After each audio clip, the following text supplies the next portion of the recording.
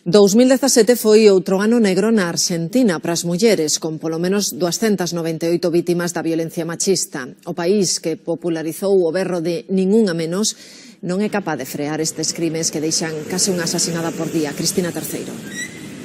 Pasan os meses, pero os índices de violencia machista na Argentina non baixan. No 2017 foron asasinadas alo menos 298 mulleres, segundo o Observatorio do Movemento Ningún a Menos. É dicir, cada 29 horas o país suramericano rexistraba unha nova víctima mortal.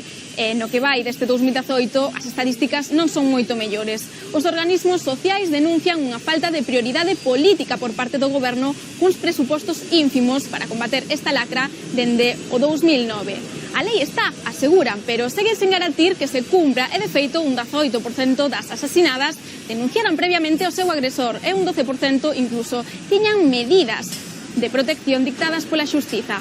Os 312 nenos orfos que deixou este 2017 son as outras víctimas xeralmente invisibilizadas que deixan estes crimes machistas causados nun 90% dos casos por homes do seu círculo. O informe revela unha problemática moito maior no vasto territorio argentino.